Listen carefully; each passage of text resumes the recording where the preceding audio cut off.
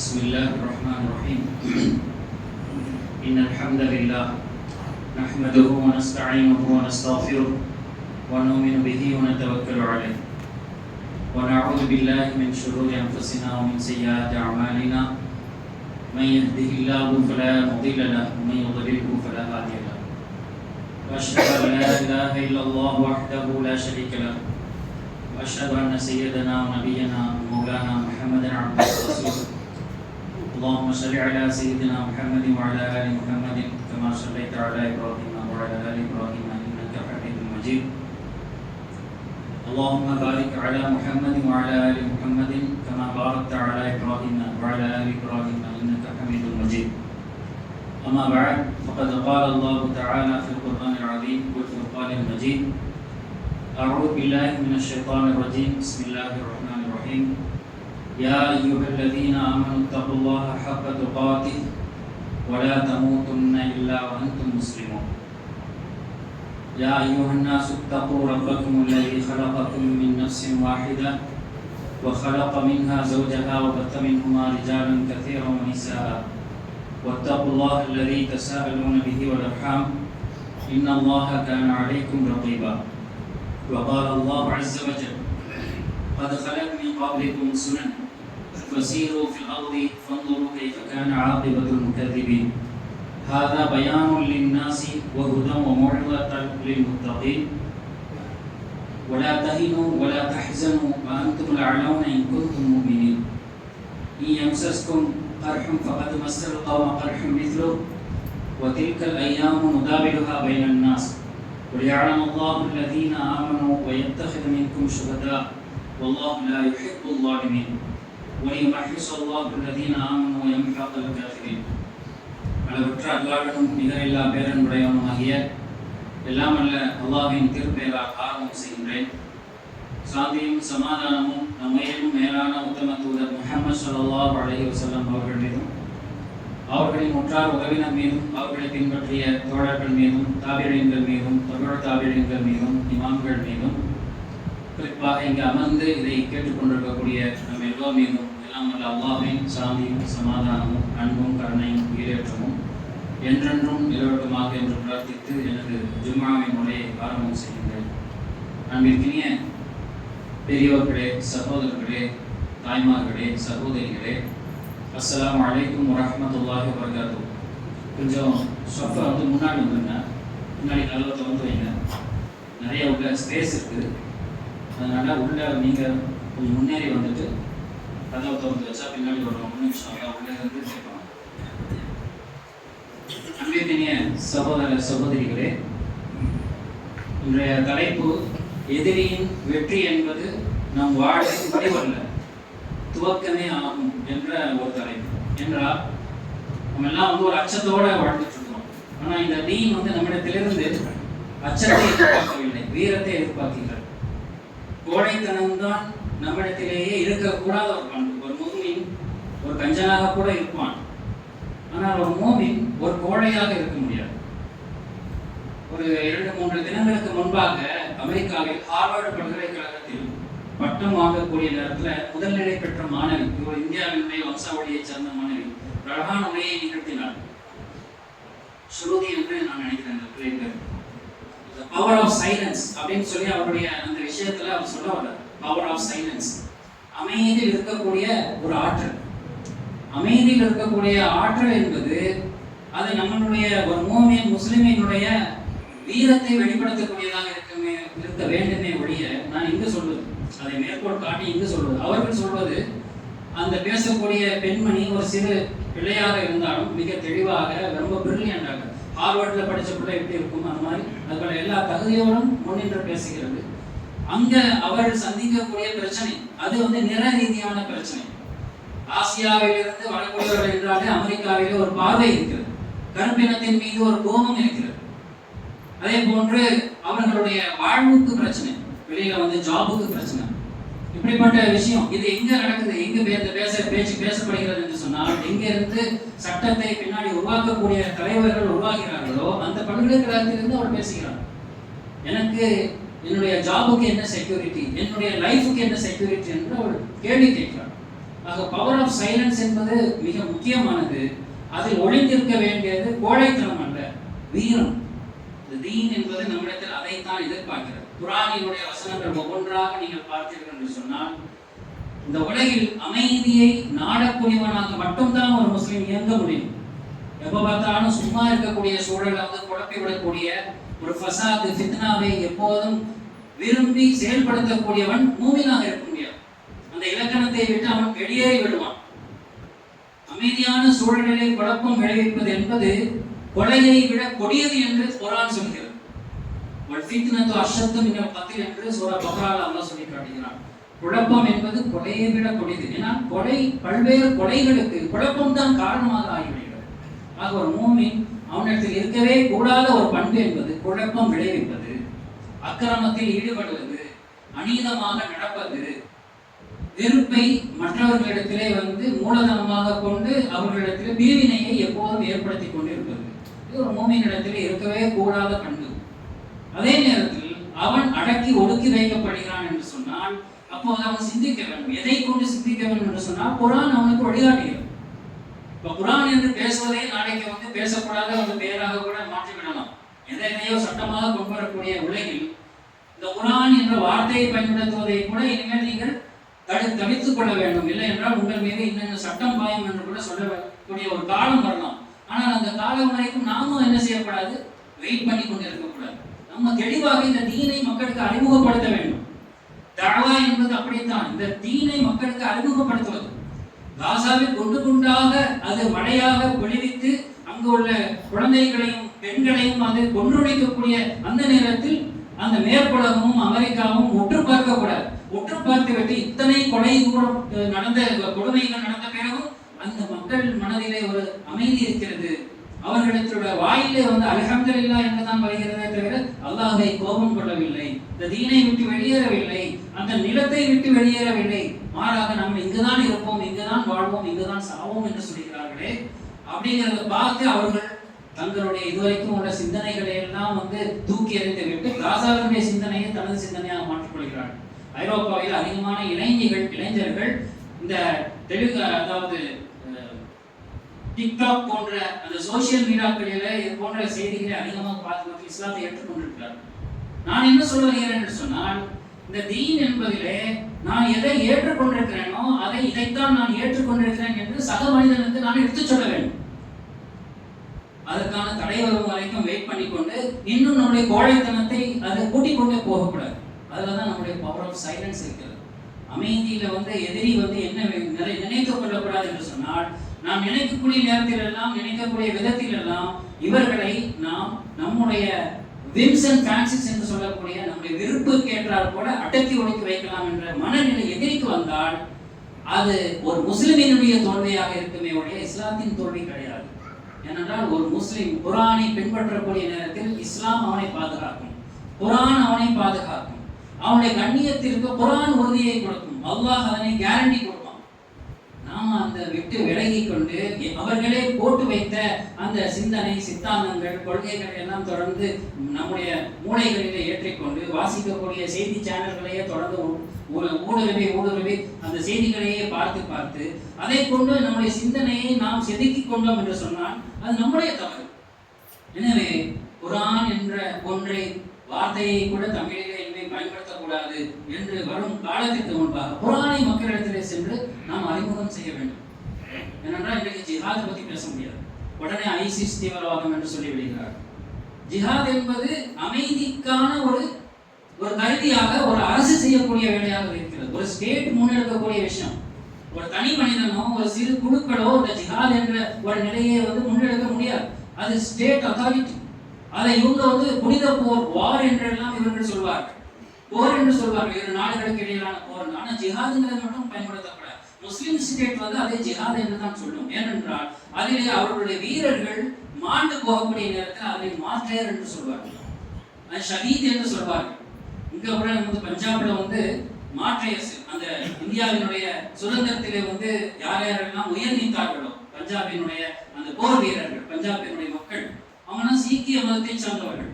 அவர்களுடைய பேரை அவருடைய மரணித்த சுதந்திர போராட்டத்தில் மரணித்தவர்களை ஷஹீத் என்று தான் அழைப்பார்கள். இன்றைக்கு அப்படிதான் அழைச்சிட்டு இருக்காங்க. அவர்களுடைய சொற்பிரயோகம் என்பது அப்படி இன்னைக்கு இருக்கிறது. இஸ்லாம் அதனை இப்படித்தான் நாம் அழைக்க வேண்டும் என்று நமக்கு அதை சொல்லித் தருகிறது. எனவே அந்த ஜிஹாத் என்று சொல்வதை நாம் ஒரு சொல்வதற்கு ஏற்ற ஒரு வார்த்தைகளை என்று அதிலும் நாம் ஒடுங்கி போய்விடக்கூடாது. நாம ஜிஹாதை பற்றி அறிமுகம் செய்யக்கூடியவர்களாக இருக்க வேண்டும். அது குழப்பத்தை தடுத்து நிறுத்துவதற்கு, உலக அமைதியை போற்றுவதற்கு, அதனை பாதுகாப்பதற்கு தான் ஜிஹாத். அதை தனி மனிதன் சிறு கும்பல்கள் செய்ய முடியாது, ஒரு அரசுதான் செய்யும். ஆனால் விளக்கம் இதுதான் என்று சொல்லக்கூடிய மனநிலையில் நாம் இருக்கிறோம். கலீஃபா ஹிலாஃபத்தை பற்றி பேசுவது இன்றைக்கு மிகப்பெரிய பிரச்சனையாக இருக்கிறது. ஹிலாஃபத் என்பது இந்த நாட்டிலேயே ஹிலாஃபத் மூவ்மெண்ட் என்று சுதந்திர போராட்டத்திலே ஒரு மூவ்மெண்டே இருந்தது. ஜாமியா, அதாவது தாருசலாம் தேவபந்தில் இருக்கக்கூடிய அந்த மதரசாவினுடைய தலைமை ஆசிரியர்கள் அன்றைய அதை ஸ்தாபித்தவர்கள் எல்லாம் அந்த போராட்டத்தில், சுதந்திர போராட்டத்தில் முன்னின்றார்கள். ஒவ்வொரு பெயரிலே ஒரு பிரிகேடியர்ஸ் என்று சொல்லக்கூடிய அந்த ஒரு பிரிவுகள் சுதந்திர போராட்டத்திலே வெள்ளையர்களை இந்த நாட்டை விட்டு விரட்டுவதிலே ஒன்றிணைந்து செயல்பட்டன. அங்கே மொழியும் நிறமும் மதமும் நிலமும் வேறுபட்ட நிலையிலே இந்த நாட்டு மக்கள் எதிரியை விரட்டவில்லை, எல்லாம் ஒன்று சேர்ந்தவர்களாக. யூனிட்டி இன் டைவர்சிட்டி என்பதை உண்மையாக அன்றுதான் இந்த நாட்டில் உள்ள மக்கள் ஒட்டுமொத்தமாக சேர்ந்து கொண்டு வெள்ளையனை வெளியேற்றுவதிலே அவர்கள் காட்டிய அந்த வீரம் இருக்கிறது. அதில் முஸ்லிமும் இருக்கிறார்கள், இந்துவும் இருக்கிறார்கள், கிறிஸ்தவர்கள், சீக்கியர்கள் என்று எல்லா அந்த மதத்தை சேர்ந்தவர்களும் இருக்கிறார்கள். ஆக இங்கும் வெளிப்படுத்திய அந்த நிலையில் ஒரு முஸ்லிம் என்ற அடிப்படையில் எப்படி அவர்களை எல்லாம் ஒன்று சேர்க்க முடியும் என்று சொன்னால் ஹிலாஃபத் என்றுதான் ஒன்று சேர்க்க முடியும். எனவே ஹிலாஃபத் மூவ்மெண்ட் என்று ஒன்று ஆரம்பித்தார்கள். பல்வேறு ஆளுங்கள் அதிலே பங்கெடுத்தார்கள், போர் செய்தார்கள், அவர்களுடைய தலைகள் எல்லாம் வெட்டி தொங்கவிடப்பட்டன. இன்றைக்கும் வரலாற்றிலே பதிவு செய்யப்பட்ட விஷயம். லக்னோவில் இருந்து டெல்லி வரைக்கும் மரங்களிலே வெள்ளைக்காரன் இவர்களை எல்லாம் கொன்று அவர்களுடைய அந்த தலையை வெட்டிய அந்த பிணத்தை தொங்க வெட்டியிருந்தான் என்று சொல்வார்கள். அத்தனை ஆயிரக்கணக்கான உலமாக்கள் இந்த நாட்டிலே இறந்து போயிருக்கிறார்கள், கொல்லப்பட்டிருக்கிறார்கள், ஷஹீதாகி இருக்கிறார்கள் என்று சொன்னால் நாட்டினுடைய சுதந்திர போராட்டத்திற்காக அவர்கள் உயிர் நீத்தது. அதை நாம் எப்படி சொல்ல முடியும்? ஷஹீத் என்று தான் சொல்லணும். அதுக்காக எந்த பேரில் அவர்கள் உயிர் நீத்தார்கள்? ஹிலாஃபத் மூவ்மெண்ட். இது இந்த நாடு ஏற்றுக்கொண்டது. அன்றைக்கு இருந்த சர்தார் பட்டேலாக இருக்கட்டும், ஜவஹர்லால் நேருவாக இருக்கட்டும், அதே போன்று மகாத்மா காந்தி, அதே போன்று நம்முடைய முஸ்லிம் தலைவர்களாக இருந்த மௌலானா அப்துல் கலாம் ஆசாத், இப்படிப்பட்டவர்கள் எல்லாம் சேர்ந்து பொதுவாக இந்த சுதந்திரத்திற்கு அவர்கள் அந்த மண்ணிலே இந்த நாட்டை பாதுகாப்பதற்கு, வெள்ளையனை வெளியேற்றுவதற்கான அனைத்து வேலைகளையும் செய்தார்கள், வெற்றி கண்டார்கள் என்று பார்க்கிறோம். ஆக அன்று ஒரு பெயர் சொல் அது அனுமதிக்கப்பட்டது, இன்று அந்த பெயர் சொல் அனுமதிக்கப்படாதது என்று நாம் விளங்கிக் கொள்ளக்கூடாது. அதை தவறாக இந்த நாட்டிலே முன்வைக்கப்படுகிறது என்று சொன்னால் அதனுடைய உண்மை நிலையை நாம் மக்களுக்கு போதிக்க வேண்டும், எடுத்து வைக்க வேண்டும். தேவைப்பட்டால் நீதிமன்றங்களில் கூட இதை ஒரு தலைப்பாக கொண்டு இஸ்லாமிய அறிவுலகம் அதனை ஒரு விவாதத்திற்கு எடுத்துக்கொள்ள வேண்டும். மீடியாக்களிலே இது சர்ச்சை செய்யப்பட வேண்டிய விஷயம். ஏனென்றால் உண்மையை மக்களுக்கு எப்போதும் அறிமுகப்படுத்த வேண்டும். இஸ்லாமோபோபியா என்று சொல்லக்கூடிய ஒரு வார்த்தை உலகம் முழுக்க முஸ்லிமை இன்னென்ன தலைப்பிலே நாம் சொன்னால் போதும், ஈஸியாக உலகம் அடையாளம் கண்டு கொள்ளும் என்று சொல்லி அந்த அளவிற்கு மீடியாவிலே முஸ்லிம்களை மிக மோசமாக சித்தரித்து வைத்திருக்கிறார்கள். வரலாற்றிலே திரிப்புகளை ஏற்படுத்தி இல்லாத வரலாறாக உருவாக்கி கொண்டு அதிலே முஸ்லிம்களை எந்த அளவிற்கெல்லாம் கீழ்த்தரமாக மக்களுக்கு முன்பாக காண்பிக்க முடியுமோ அத்தனையும் செய்துதான் முஸ்லிம்களை கோழைகளாகவும் அந்த ஊடகங்களும் அந்த அரசு சக்திகளும் மாற்றி இருக்கிறது உலகளாவிய அளவில். எனவே இஸ்லாமோபோபியா என்பதனை கொண்டுதான் உலகத்திலே அவருடைய ஆட்சிகள் நடைபெற்றுக் கொண்டிருக்கின்றன. அதற்கு மாற்றான இல்லை நீங்கள் சொல்வது பொய், கடையில் எடுத்த பொய், உங்களுடைய சுய லாபங்களுக்காக நீங்கள் முன்வைத்த தத்துவங்கள் இவைகள் எல்லாம் என்றுதான் காசா என்று அவர்களுக்கு பாடம் போதி கொண்டிருக்கிறது. எனவே அமெரிக்காவிலும் பிரான்சிலும் ஜெர்மனியிலும் இத்தாலியிலும் அதே போன்று இன்னும் பிற உலகத்தினுடைய எல்லா நாடுகளிலும் பல்கலைக்கழகத்தினுடைய மாணவர்களும் மாணவிகளும் வீதியிலே நின்று அந்த காசாவினுடைய மக்களுக்காக போராடி வருகிறார்கள் என்பதை நாம் பார்க்கிறோம். அன்பிற்கினியவர்களே, நாம் உண்மையை உறக்க சொல்லக்கூடிய இடத்தில் இருக்க வேண்டும். அது நம்ம வாய் மூடப்படுகிறது, ஃப்ரீ ஸ்பீச் என்பது அது மூடப்படுகிறது என்று சொன்னால் அதை உடைப்பதற்கு தேவையான அத்தனை முயற்சிகளையும் நாம் சட்ட ரீதியாகவும் நாட்டிலே அறவழியிலும் நாம் அதனை முன்னெடுக்க வேண்டும். அதே நேரத்தில் நாம் பேசாமல் விட்டுவிட்டால் பவர் ஆஃப் சைலன்ஸ் என்பது அது it's a sign of our cowardice என்று எடுத்துக்கொள்ளப்படும். பவர் ஆஃப் சைலன்ஸ் என்பது பவரே இல்லாத, காற்று போன, பிசுபிசுத்து போன, ஒரு கோழைத்தனம் என்று எடுத்துக்கொள்ளப்படும். அந்த நிலைக்கு ஒரு மூமின் முஸ்லிம் இருக்கக்கூடாது என்பதை முதலில் நான் சொல்ல ஆசைப்படுகிறேன். அன்பிற்குரியவர்களே, இப்போது அடுத்த வாரம் இந்த ஜும்மாவிலே நாம் நிற்பதற்கு முன்பாக நம் நாட்டில் நடைபெற்ற தேர்தலுடைய முடிவுகள் வந்துவிடும். அதனாலதான் நான் தலைப்பில் இந்த மாதிரி உள்ள விஷயங்களை நான் பேசிக் கொண்டிருக்கிறேன். இது எலக்டோரல் பாலிடிக்ஸ் என்று சொல்வார்கள். தேர்தல் அடிப்படையிலான ஒரு அரசியல், அதுதான் வந்து உலகம் முழுக்க நடைபெற்றுக் கொண்டிருக்கிறது. அதற்கு அடிப்படையாக வைத்துக் கொண்டிருப்பது ஜனநாயகம். ஜனநாயகம் என்பதனை எதை கொண்டு அது கட்டமைக்கப்பட்டிருக்கிறது என்று சொன்னால் அரசியல் சாசனம். நம்ம ஏற்கனவே பேசியது போல சுதந்திரத்தினுடைய தலைவர்கள் இந்த நாட்டில் அவர்கள் முதல் முறையாக இந்த நாடு சுதந்திரம் பெற்றதற்கு பிறகு அதனை வந்து ஒரு ரிபப்ளிக்காக, ஒரு குடியரசாக அதனை டிக்ளேர் செய்து அதற்கு பிறகு முதலிலே இந்த நாட்டிற்கு ஒரு சட்டத்தை உருவாக்கினார்கள். அதனை நாம் அரசியல் சாசனம் என்று சொல்கிறோம். அந்த அரசியல் சாசனத்தில் முதல்ல அது துவங்குவதே we the people of India என்று துவங்குவதே நம்ம வந்து any religion, any language, any land, any region, எந்த பகுதியாக இருந்தாலும், மதமாக இருந்தாலும், மொழியை கொண்டவர்களாக இருந்தாலும் இந்த நாட்டில் நாம் அனைவரும் ஒருவரே. அதுதான் முதல் விஷயமே. அதற்கு கீழே அவரவருடைய உரிமைகள், மதத்தை பின்பற்றுவதற்கான உரிமை, போதிப்பதற்கான உரிமை, பிரச்சாரம் செய்வதற்கான உரிமை, இவைகளெல்லாம் இந்தியாவினுடைய அரசியல் சாசனத்திலே எழுதப்பட்ட ஒரு செய்தி, ஒரு சட்டம். இது அடிப்படை சட்டங்கள். இதுதான் ஒவ்வொன்றாக நம்முடைய கைகளில் இருந்து அது பிரிக்கப்படுகிறது, பிடுங்கப்படுகிறது, சட்டங்கள் மாற்றப்படுகிறது. ஒரு முஸ்லிம் இந்த நாட்டில் எதை செய்தாலும் குற்றம். அதே விஷயத்தை ஒரு முஸ்லிம் அல்லாதவன் செய்தால் அவன் குற்றமற்றவன். சமீபத்தில் கூட ஒரு வாரத்திற்கு முன்பாக சுவடு மன்சூர் என்று சொல்லக்கூடிய ஒருவரை கைது செய்திருக்கிறார்கள். அவர் வந்து ஹஜ் பயணம் மேற்கொள்வதற்காக இருந்த நிலையில், அவரும் அவருடைய மனைவியும் ஹஜ் பயணம் மேற்கொள்வதற்காக இருந்த நிலையில் அவருடைய மனைவியையும் அவரையும் அவருடைய 2 மகன்களையும் கைது செய்து வைத்திருக்கிறார்கள். அதே நேரத்தில் அந்த கைது செய்ததற்கான பின்னணியிலே கூறப்படுவது, இவர் இந்த உலகத்திலே சில நாடுகளிலே தடுக்கப்பட்ட ஒரு அமைப்பை சேர்ந்தவராக இருந்தார், கிலாஃபத்தை பற்றி இவர் பேசுகிறார் என்று சொல்லி UAPA என்ற சட்டம் நம் தமிழக அரசின் கீழ் இருக்கக்கூடிய காவல்துறையார் இதுக்கு முன்னாடி என்னையே வந்து இந்த சட்டத்தை மிக இலகுவாக பயன்படுத்தி முஸ்லிம்களை மட்டும் டார்கெட் செய்வார்கள். ஆனால் இப்போது நம்முடைய தமிழகத்தினுடைய அரசின் கீழ் செயல்பட்டு வரக்கூடிய காவல்துறையே இதை முன்னெடுத்திருக்கிறது. அதனால ஹஜ்ஜுக்கு எல்லா விதத்திலும் தயாராக இருந்து ஹஜ் கமிட்டி வழியாக ஹஜ்ஜுக்கு போக இருந்தவர் இன்றைக்கு சிறைக்குள்ள இருந்து கொண்டிருக்கிறார். அப்போ ஒரு முஸ்லிம் அவர் வந்து என்னென்ன மாதிரி எல்லாம் வந்து இந்த இந்தியாவினுடைய ஒரு கொள்கை சிந்தனைக்கு, குறிப்பாக இந்த தென்னிந்தியா என்று சொல்லக்கூடிய அந்த தமிழகம் சார்ந்த இந்த பகுதிகளில் இருந்த திராவிடம், அதனை முன்வைத்த பெரியார், அவர் எந்த அளவுக்கு எல்லாம் சமத்துவத்திற்காக போராடினார் என்பதெல்லாம் அவர் நூலாக எழுதியவர். அதற்காக பல நிகழ்ச்சிகளை நடத்தியவர், பல தலைவர்களை அதிலே பேச வைத்தவர். ஆக இப்படியெல்லாம் இருந்தோம். சரி, இந்த பையன் விஷயத்தில் அவன் இப்படி வந்து சோசியல் மீடியால இப்படி கருத்துக்களை வெளியிட்டான், இதை வந்து மீட்டிங் போட்டு பேசினான் என்றெல்லாம் சொல்கிறார்கள். அதனை முறைப்படி அவர்கள் இன்ஷா அல்லாஹ் எதிர்கொள்வார்கள். ஆனால் அதற்கு அரசியல் சாசன அடிப்படையில் அல்லது இந்தியாவினுடைய சிவில் கிரிமினல் பிரிவுகளினுடைய அடிப்படையில் பல்வேறு சட்டங்கள் இருக்கிறது. 153 போட்டே அவர்களை அரெஸ்ட் பண்ண முடியும். பிரிவு 153 அதை போட்டுதான் UAPA போட்டு வச்சிருக்காங்க. UAPA ஜாமீனிலேயே வெளிவர முடியாது, மிக அதிக நாட்கள் அநியாயமான முறையில் உள்ளிருந்து கொண்டு அதற்கு பிறகு குற்றமற்றவர் என்று அவரை வந்து வெளியே வைப்பாங்க. அப்படி விடும்போது அவருடைய வாழ்க்கையில பல நாட்கள் கழிந்திருக்கும். நாம் பல முஸ்லிம் சிறைவாசிகளை நாம் அப்படி பார்த்துக் கொண்டிருக்கிறோம்.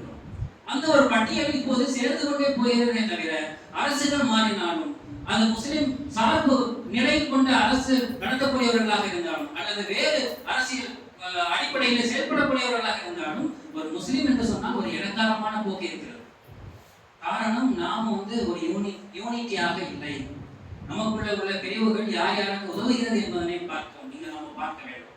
ஆக அவர் முன்வைத்த அந்த கிலாஃபத் என்பது மோசமானது என்று வாதிட்டால் அதற்கு நிகராக இந்துத்துவா, இந்தியாவினுடைய அந்த இந்து இசம் என்று சொல்லக்கூடிய இந்து இசம் என்பது இந்து மக்கள் வழிபடக்கூடிய விஷயம். அது அல்லாமல் இந்துத்துவா, சனாதனம் என்ற அடிப்படையிலே இவர்கள் ஒரு கொள்கையை முன்வைத்து இப்படிப்பட்ட ஒரு அரசை உருவாக்க போகிறோம் என்று சொன்னார்கள். இந்த அரசியல், இந்த தேர்தல் ஆரம்பிப்பதற்கு முன்பாக கூட அவர்கள் வந்து ஒரு ஸ்லோகனை வந்து வெளியிட்டார்கள். அப்கி பார் சார்சோ பார், அப்கி பார் சார்சோ பார் அப்படின்னு சொல்லிட்டு ஒரு ஸ்லோகனை வந்து அவர்கள் முன்வைத்தார்கள், ஒரு கோஷத்தை முன்வைத்தார்கள். this time surpassing 400. இம்முறை 400 தாண்டுவது. இது சொல்லி தான் எலெக்ஷன் ஆரம்பிச்சாங்க. இப்போ அது நிலைமை வேற மாதிரி போயிட்டு இருக்குது. அல்லாஹ் தஆலா இந்த நாட்டிற்கு நன்மையை யார் நாடுகிறார்களோ அவர்களை நமக்கு ஆட்சியாளர்களாக ஆக்கி வைக்கட்டும். யாரெல்லாம் இந்த நாட்டினுடைய மக்களை பிரித்து அதன் மூலமாக சுயலாபம் காண நினைக்கிறார்களோ, தவறான முறையிலே இந்த அரசியல் சாசனத்தை வளைத்து நெளித்து அதை விட்டும் இந்த நாட்டு மக்களை பிரிக்க முனைகிறார்களோ அவர்களை மீண்டும் இந்த நாட்டினுடைய ஆட்சிக்கு வராமல் அல்லாஹ் தஆலா பாதுகாப்பானாக.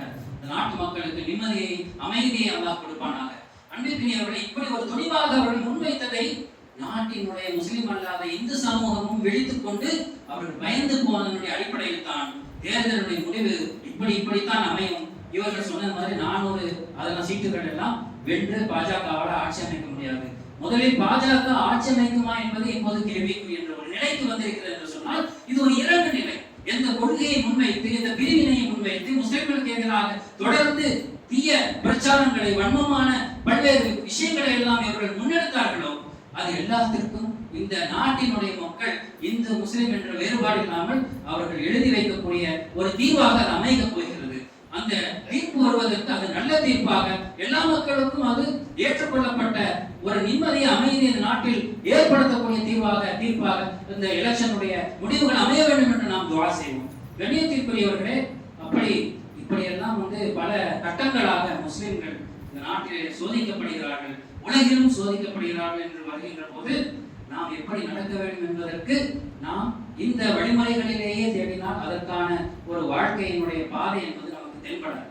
அங்கே நிலை குத்தி எந்த விதமான அந்த ஃபர்தர் ப்ரொசீடிங் என்று சொல்லக்கூடிய தொடர்ந்து பயணிப்பதற்கான பாதை தெரியாது. அங்கே நிலை குத்தி நிற்க வேண்டிய சூழல், யூட்டர்ன் எடுக்க வேண்டிய நிலை வரும். இந்த யூட்டர்ன்ல எந்த நிலை வரைக்கும் போகலாம்? ஒரு முஸ்லிம் தன்னுடைய கொள்கையை எல்லாம் துறந்து விட்டு, தீனையே துறந்து விட்டு, நான் பாட்டுக்கு ஒரு மதசார்பற்ற நாளில் நான் ஒரு முஸ்லிம் என்ற பெயரோட பேரை கூட தேவைப்பட்ட நான் மாத்திக்கிறேன் அப்படின்னு சொல்லக்கூடிய ஒரு நிலைமைக்குத்தான் போக முடியும். அப்படி இந்த தீன் வழிகாட்டவில்லை என்பதற்குத்தான் இந்த உரையை நிகழ்த்தி கொண்டிருக்கிறேன். எனவே நாம் தைரியம் மிக்கவர்களாக, வீரமானவர்களாக இருக்க வேண்டும். அதிலே நாம் விவேகமானவர்களாக இருக்க வேண்டும். அதாவது வேகம் மிக்கவர்களாக இருக்கக்கூடாது. வேகம் என்பது எப்போதுமே விபத்திலே அது நம்மை கொண்டு சேர்க்கும். அதே நேரத்தில் விவேகம் என்பது அறிவால் சிந்தித்து, அரசியல் சாசனம் என்ன சொல்கிறது, குர்ஆனினுடைய வசனங்கள் எப்படி வழிகாட்டுகின்றன, இரண்டுக்கும் முரண்பட்ட நிலை இருக்கிறதா, அரசியல் சாசனம் இந்த குர்ஆனை மக்களுக்கு போதிப்பதற்கு தடை ஏற்படுத்தி வைத்திருக்கிறதா, அப்படி என்றால் குர்ஆனை நான் எப்படி புரிந்து கொள்ள வேண்டும், அல்லாஹ் என்னிடத்தில் எதை எதிர்பார்க்கிறான், அதனை நான் எவ்வாறு செயல்படுத்த வேண்டும் என்பதையெல்லாம் அதற்குரிய ஆசிரியர்களோடு உட்கார்ந்து பயின்று அவர்கள் மூலமாக இந்த குர்ஆனை படித்து புரிந்து அதை அப்படியே மக்களுக்கு போதிக்கின்ற போது இஸ்லாம் இப்படியா சொல்கிறது, குர்ஆன் இப்படியா பேசுகிறது, இப்படிப்பட்ட வழிகாட்டுதல்கள் இந்த குர்ஆனில் இருக்கின்றதா என்று ஏனைய சமூகத்தை சார்ந்தவர்கள் சிந்திப்பார்கள். அப்படி சிந்தித்துதான் இன்றைக்கு பல பேர் இந்த தீனை ஏற்றுக்கொண்டார்கள். இதற்கு முன்பாகவும் இந்த சூழல்கள் எல்லாம் கெட்டு குட்டிச்சோராக இருந்த அந்த குழப்பமான சூழல்கள் எல்லா காலத்திலும் ஒன்று, அவர்கள் தொடர்ந்து முஸ்லிம் ஆட்டுவிக்கப்படுகிறானே, என்னதான் அவன் செய்கிறான் என்று அவர்களே பார்த்த அடிப்படையில் இஸ்லாத்தை ஏற்றுக்கொண்டார்கள். அல்லது அதற்கு முன்பாக உரிய முறையிலே இந்த தீனை அடுத்தவர்களுக்கு நாம் அறிமுகம் செய்வதை கொண்டு அதிகமான பேர் இந்த தீனை ஏற்றுக்கொண்டார்கள். அறிமுகம் செய்வது என்பது வெறுமனே வாய் வார்த்தையில ஹிஸ்டரி, பிலாசபி பேசுவதல்ல. என்னுடைய மாடல், அந்த முன்னுதாரணத்தை நானே என்னுடைய வாழ்க்கையிலிருந்து காட்டுவது. சிகரெட் பிடிக்க கூடாது, மது அருந்தக்கூடாது, போதை தரக்கூடிய விஷயங்களை உண்ணக்கூடாது. அதே போன்று அந்த போதை தரக்கூடிய விஷயங்கள் எத்தனை மதிப்பு மிக்கதாக இருந்தாலும் மிக சீக்கிரமாக பணக்காரனாக வேண்டும் என்று மனித சமூகத்தை சீரழிக்கக்கூடிய, மனித சமூகத்திற்கு மிகப்பெரிய பேராபத்துகளை ஏற்படுத்தக்கூடிய போதைக்கு பக்கத்துல அதை ஒரு வியாபாரமாக கூட இப்படி இங்கிருந்து இங்கு கைமாற்றக்கூடாது என்ற ஒரு நிலையிலே ஒரு முன்னுதாரணத்தை கொடுக்க வேண்டும். வியாபாரத்திலே தூய்மையும் நேர்மையும் இருக்க வேண்டும். பக்கத்துல யாரும் அந்த பொருளை வச்சுக்கிறேன், நான் மட்டும் தான் வச்சுக்கிறேன், நான் வைக்கிறது தான் விலை என்று இருந்தால் நம்மை விட்டு அவர்கள் தூரமாக்கப்படுவார்கள்.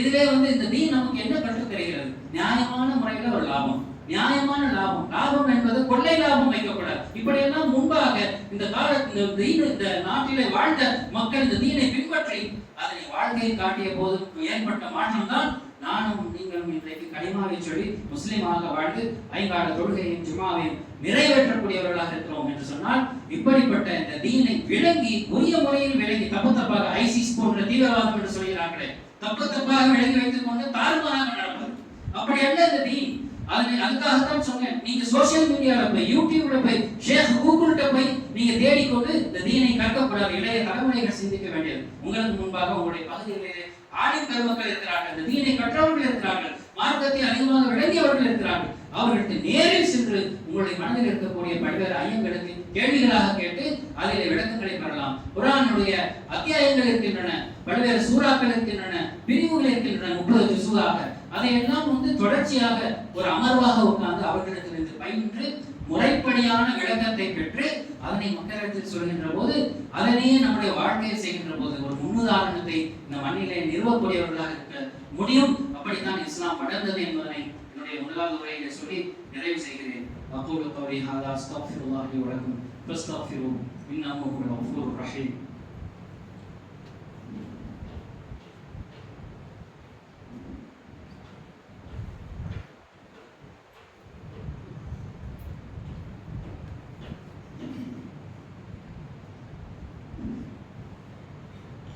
الحمد لله رب العالمين والعاقبة للمتقين والصلاة والسلام على أشرف الأنبياء والمرسلين سيدنا محمد وعلى آله وصحبه أجمعين.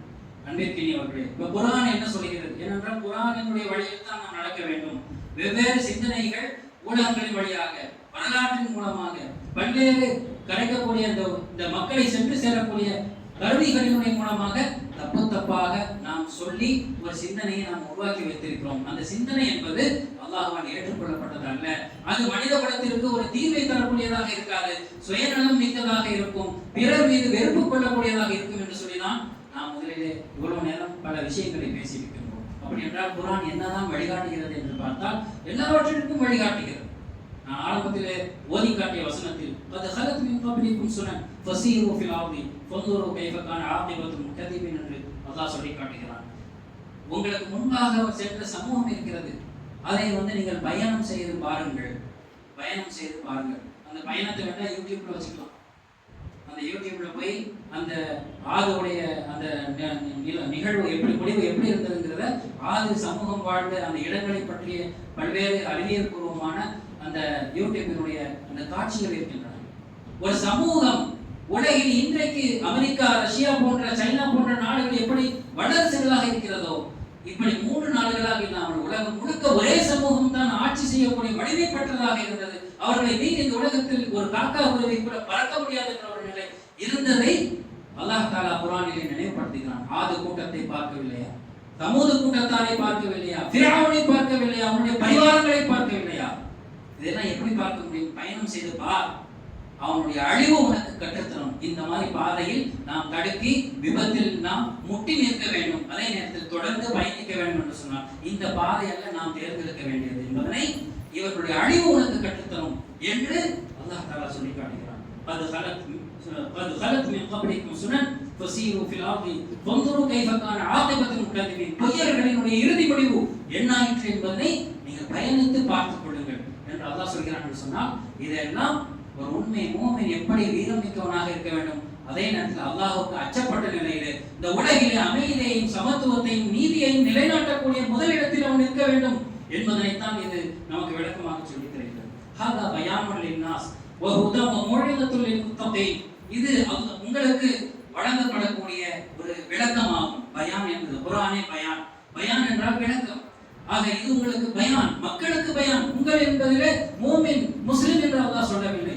லின்னாஸ், மக்களுக்கு விளக்கம். நம்ம நம்மளே தெரியாம இருக்கும்போது மக்களுக்கு எப்படி போய் சொல்றது? எப்ப நீ நினைக்கிற மாதிரி தப்பா முஸ்லிம்களை பற்றி இன்றைக்கு அவர்கள் சித்தரித்துக் கொண்டிருக்கிறார்கள், அவர்கள் ஆட்சியை பாதுகாக்க வேண்டும் என்று. அப்படி அல்லப்பா இந்த தீன், அப்படி அல்ல இந்த இஸ்லாம். குர்ஆன் அப்படி சொல்லவில்லை என்று முதலில் நான் விலகினால் தான் அடுத்தவனுக்கு சொல்ல முடியும்.